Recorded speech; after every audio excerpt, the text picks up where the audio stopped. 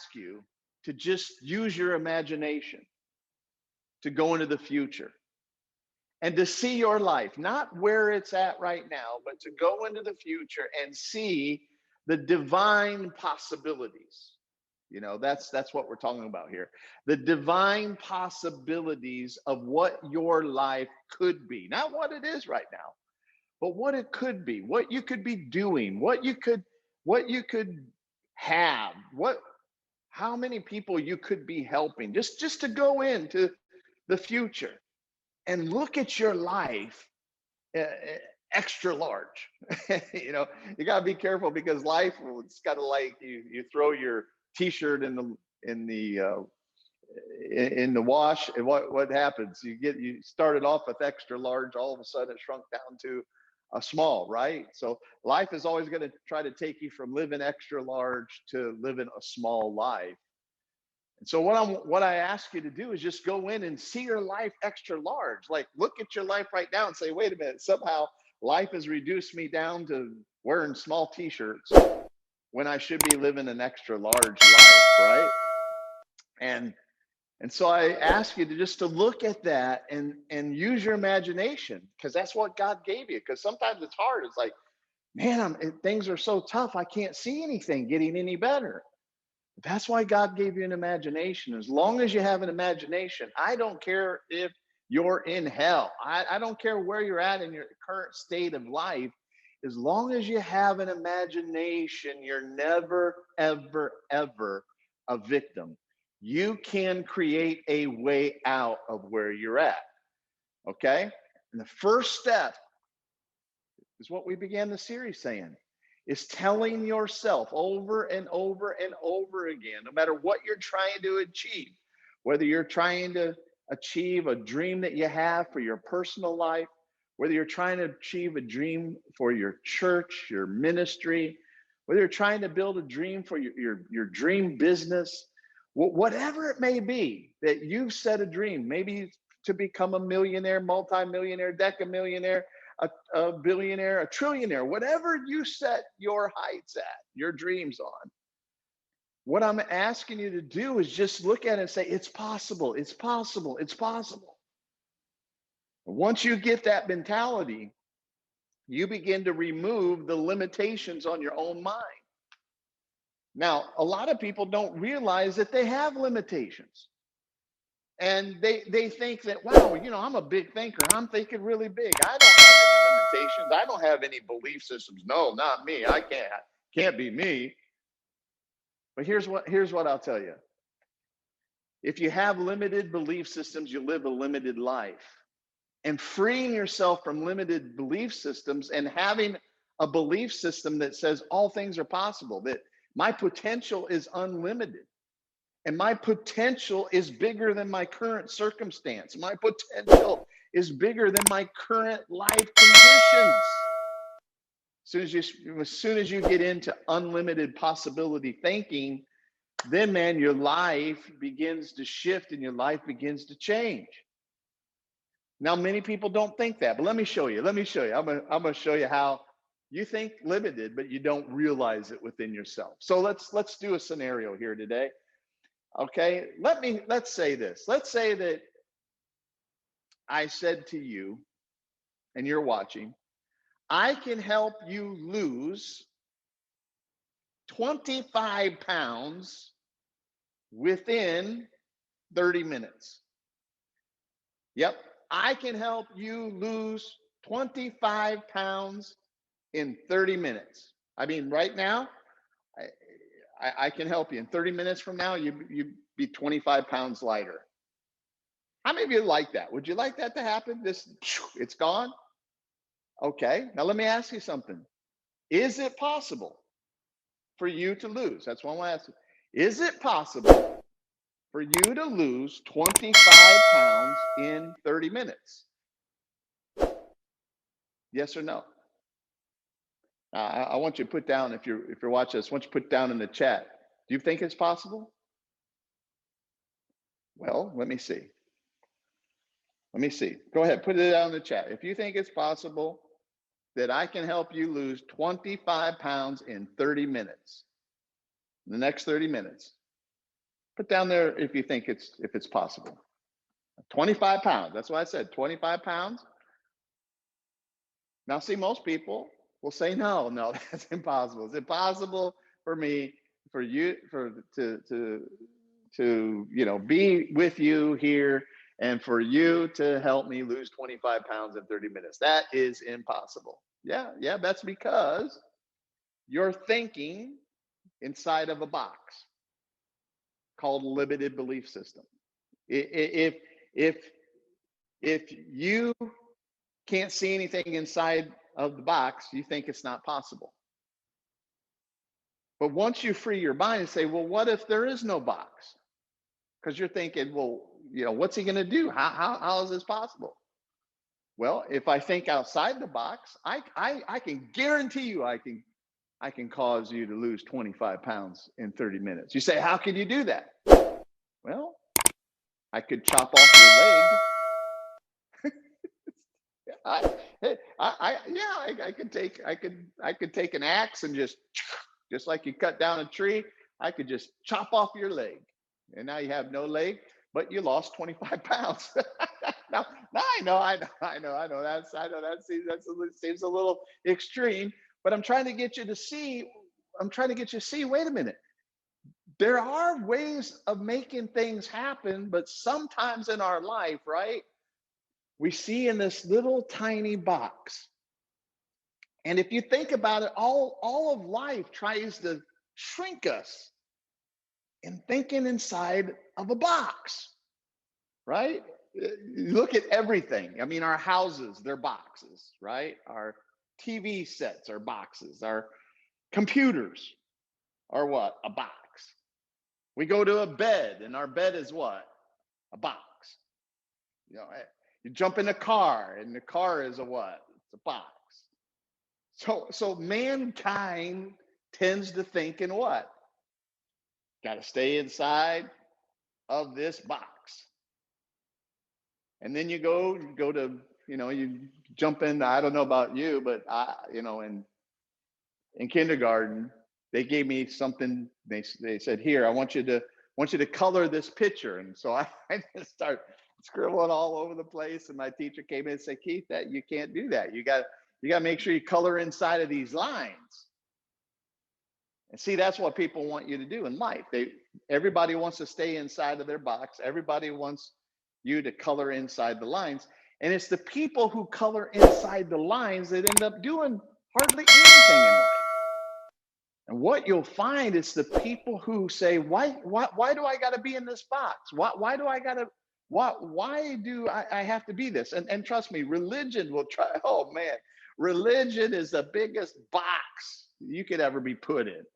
Because religion will put you in the box, tell you you can't be nothing, tell you can't do nothing, tell you never amount to nothing, tell you to settle for just an average life. Just be happy is the way to life, and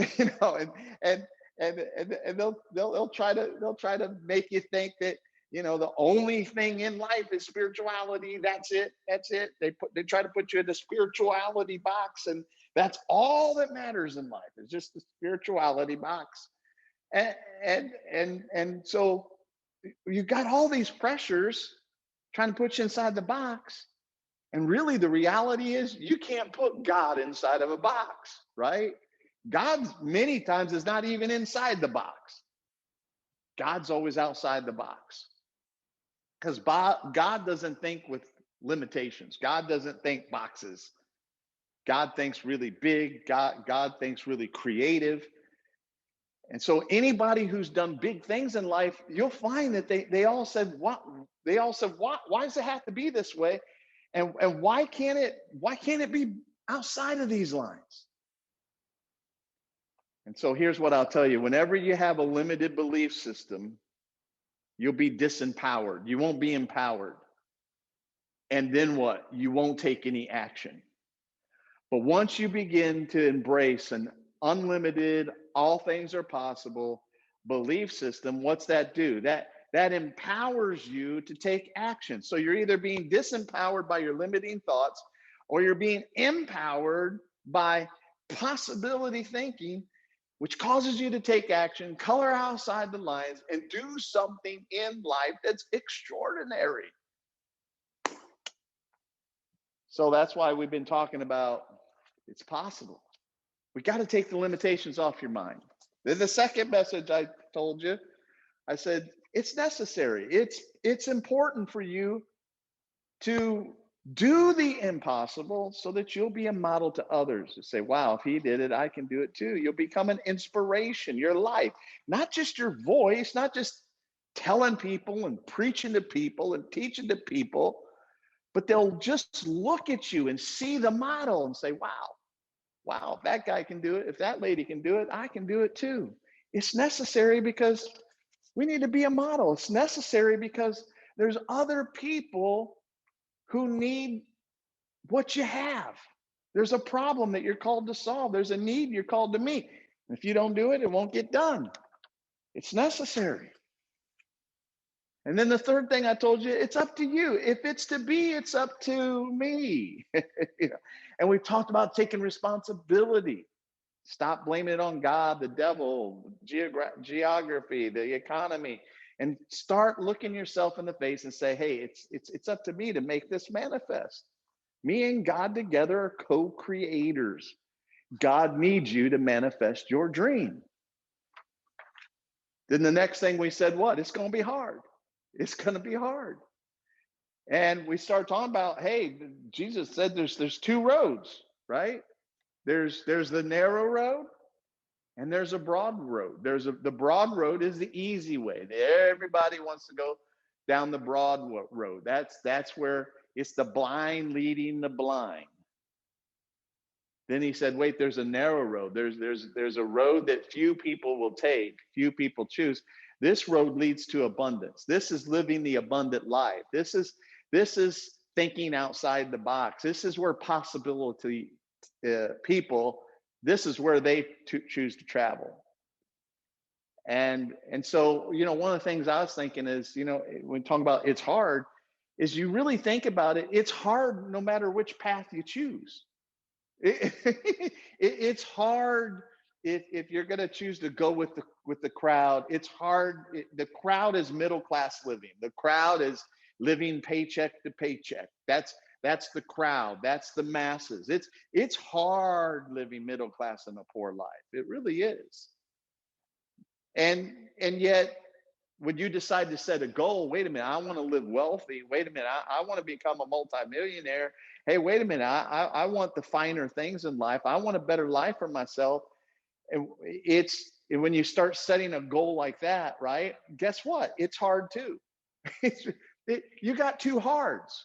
So it's like, why not at least take the narrow road?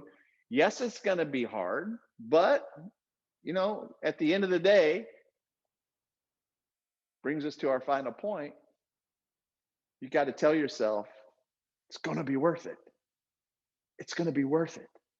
If you take the other road, the broad road, where the masses follow, there's no reward at the end of the road. There's no pot of gold at the end of the road.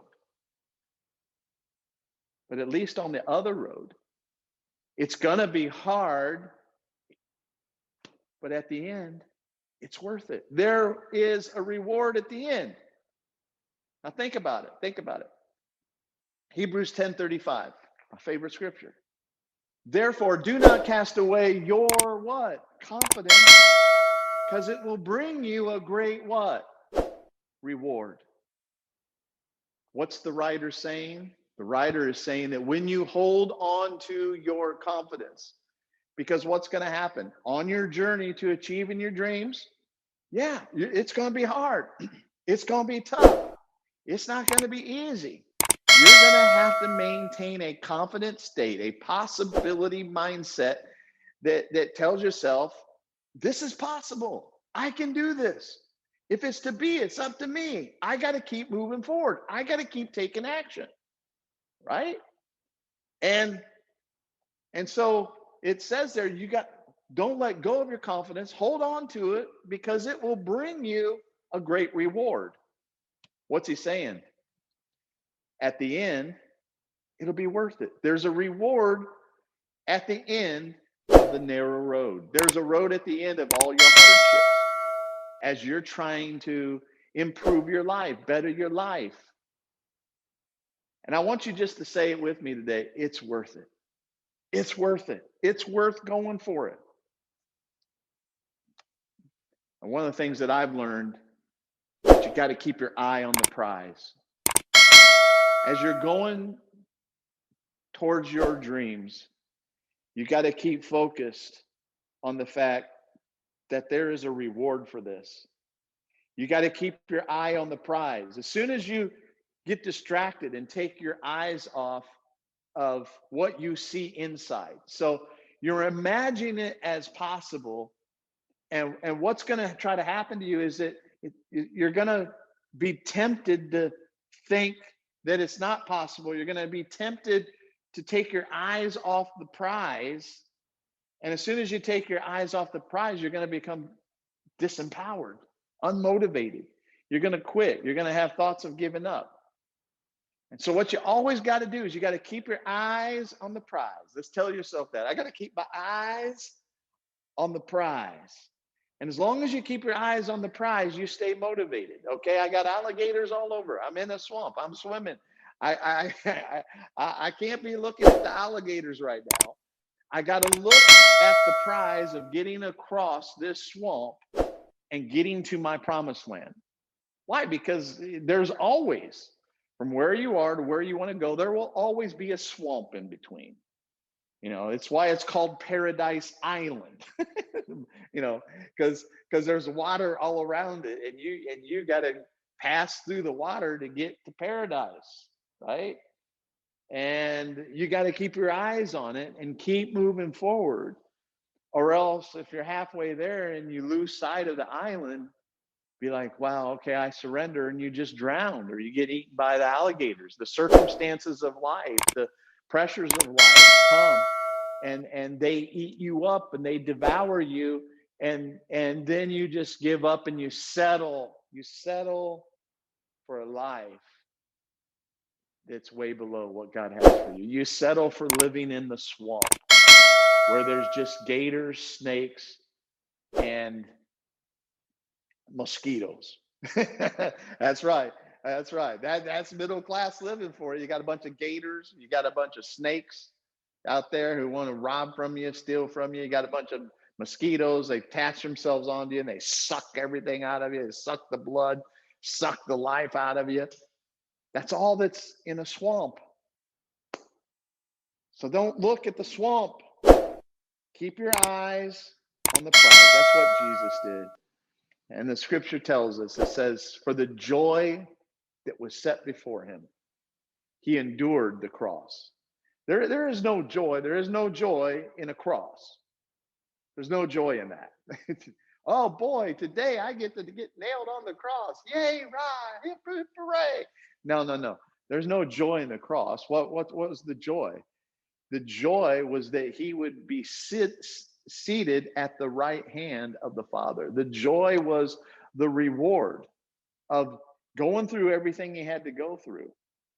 And on the other side, that he would rise from the grave, and he'd be seated at the right hand of the Father. That was his reward.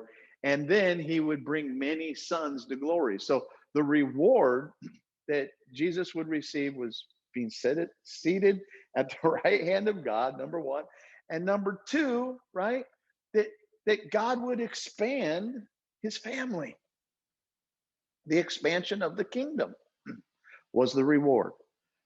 And so here's what I want to conclude this series with you today. Remember this: goodness is free, but greatness will cost you. Yes, there is a price we have to pay. There's something special in you. There's greatness inside of you, but there is a price that we have to pay. There's a lot of good people in the earth, but not a lot of great people. A lot of good businesses, not great businesses. A lot of good speakers, not great speakers. A lot of good churches, not great churches. God has destined you for greatness.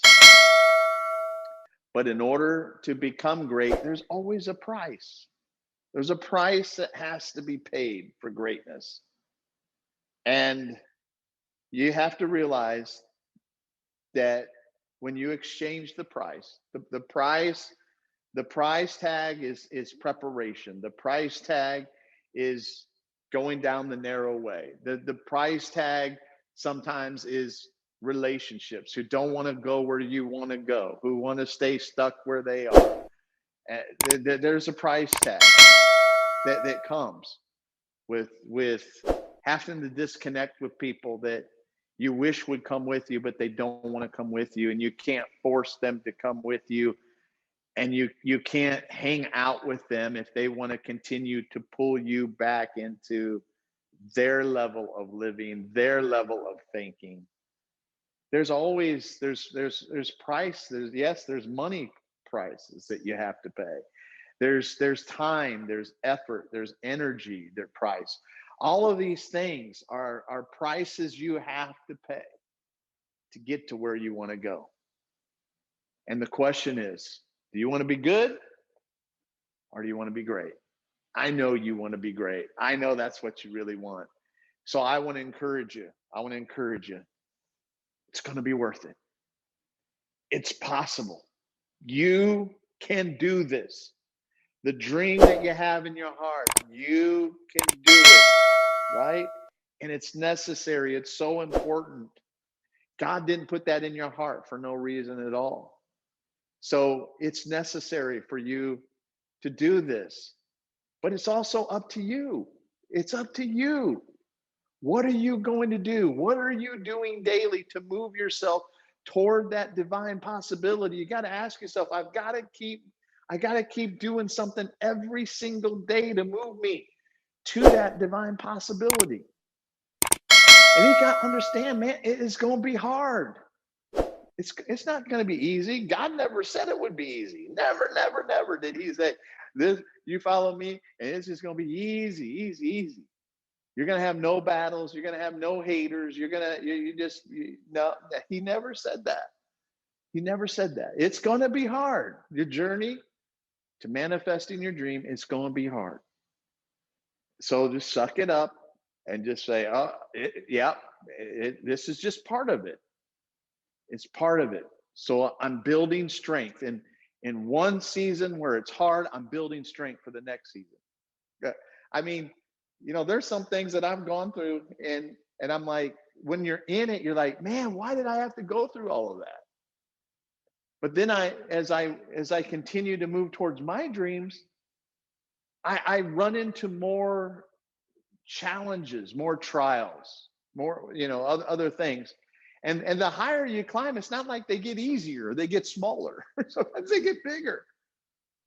And what happens is within you, you don't even realize it, but you say, man, you know what? I handled that. I handled one of the biggest trials of my life, and I came through it. And then you look at your next thing that's standing in your way and you say, I got this. And you don't even realize that one struggle built you for the next challenge. Your one struggle built you for the next challenge, that you look at it, instead of it being a mountain and say, oh my God, this is just, oh no. You'd say, man, this isn't so bad. It ain't so bad, right? It ain't so bad. So it's going to be hard. He said it would. And finally, it's going to be worth it. So I want you to tell yourself over and over and over, yes, there's a price I am paying, but in the end, there's a cost to getting to where I want to go. I have to be able to pay it. But in the end, when I finally get the reward, I'm going to say, man, it's been worth it. It's been worth this little bit of time. It's just a little bit of time. It's been worth this little bit of time. In the grand scheme of your life, you're going to look and say, you know what? I paid a big price. I went through a lot, but it was worth it.